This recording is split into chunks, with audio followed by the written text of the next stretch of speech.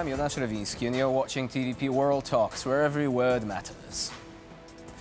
And ironically enough, we're going to be talking about not words, but actually non-verbal messages. The Philadelphia debate had Donald Trump and Kamala Harris face off on policy issues, but there are many things that they were not prepared to say, and yet their body language may actually give them away. Also, we'll be discussing quite a few of the things that were said, including the more controversial ones, and for that, we have invited our guest today, Tomasz Gackowski from the Laboratory of Media Studies at the University of Warsaw. Hello and welcome to TVP World. Good morning.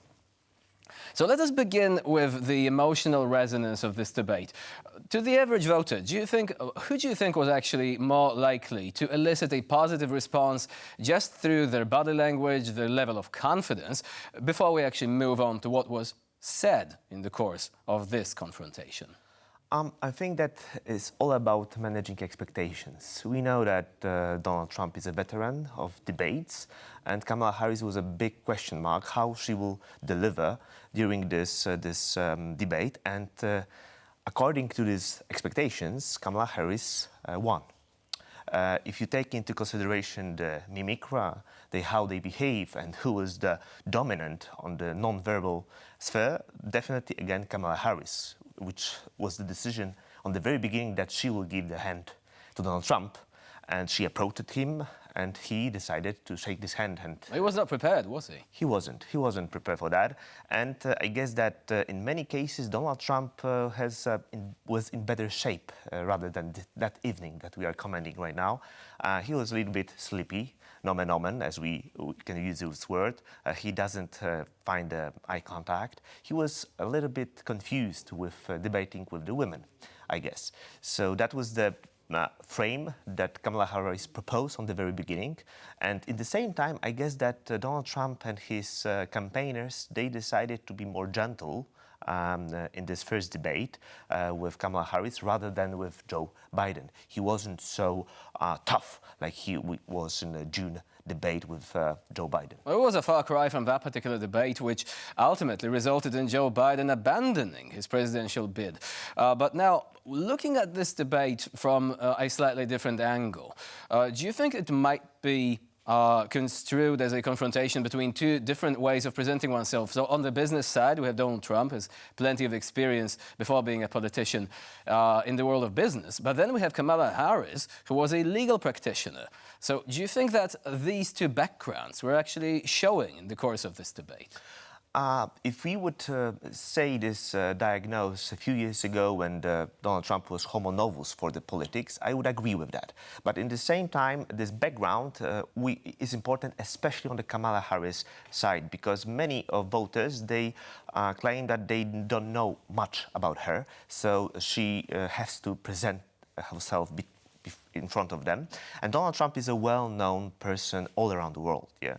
So if we would comment on how they performed this evening, I was very surprised how weak Trump was with his arguments that he was using.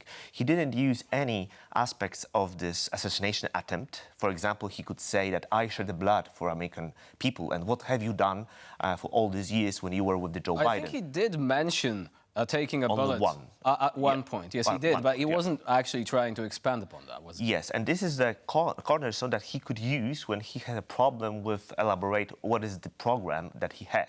He didn't even propose any pledges to his electorate. For example, Kamala Harris said about this tax relief, about create a new house market that would be more affordable for the young people, and so on. The second thing is that his speeches was rather headline speeches. There were very short sentences that Donald Trump was saying and repeating them much more often than he actually was doing in the past. So in comparison, Kamala Harris was very straight on the speech pattern. She was presenting some vivid picture, then she diagnosed, then he said what type of the solution she proposed. And she was very consistent and firm on that. And that was the case that in most, changing sentences between themselves, Donald Trump was reacting so more narrative was from the Kamala Harris. And that was surprisingly very, very strange and was not present in the recent debates. So do you think it might have been a tactical error on the part of the Trump campaign? I mean, it was even criticized by some of the right-wing commentators. Or could it simply be that they have underestimated Kamala Harris, forgetting that she has a long experience as Attorney General, and she would actually face off against people who, likewise, just like Donald Trump, they were tough, they were confident. So it is not as if she did not have this experience.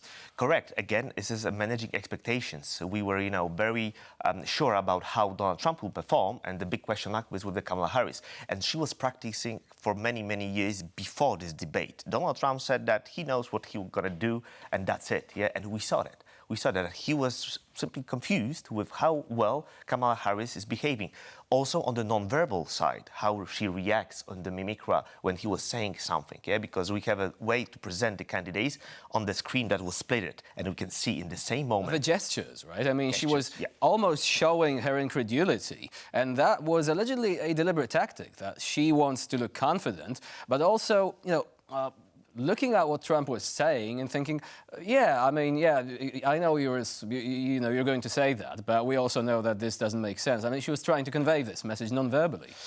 Correct, and she was punching his ego very painfully, especially when Donald Trump suddenly started to defend himself that he is a very respected politician all around the world, and referring to the Viktor Orban speeches. That was a quite great punch because of the ego that she was using. And in the same time, when she was saying that, everybody's laughing at you and Donald Trump and other dictators would eat you on the table, was a very, very powerful punch. And on the mimicry side of how Trump react, he was pissed off with that. Yeah, he was a border that was crossed, and he was not able to react in a proper way. So this is the reason when he was suddenly used this word with the pets, with eating them. Oh, yeah, so we'll come to that. But, he also said that he has the most amazing political rallies.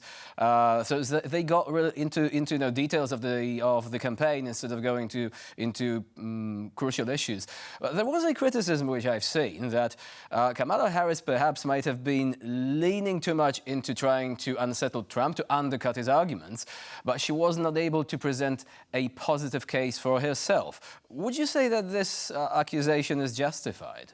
I would say that she didn't make a mistake on that side, because she is a part of the government.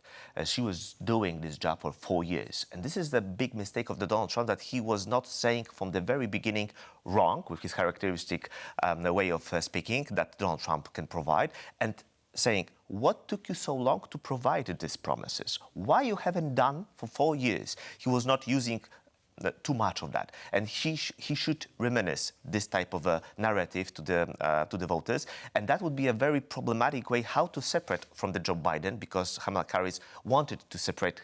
Well, that's a good point. I mean, he did go into the Afghanistan withdrawal, and at that point, it was really difficult to counter that. Now, about narratives, what do you think about this whole immigrants eating your cats and dogs story? I mean, as absurd as it sounds, was even criticized by, again, people on the conservative side of the media, saying, why did Trump actually repeat this? It was debunked, and it was something that originated on social media and had no foundation in actual fact. Yeah, we should bear in mind that debates, they don't count so much in the end of the race. So I think that the campaigners of Donald Trump, they decide, you have to have some headlines that we can replicate very easily in the social media and to confirm our electorate base. On that side, on that point of view, we can assume that only 1/5 of all the population of the United States electorate was watching this debate. Most of the people will see some headlines, and they need... Or sound bites. Sound bites, yeah. And they need some remarkable speech that we are on a war. We have to, secure our borders.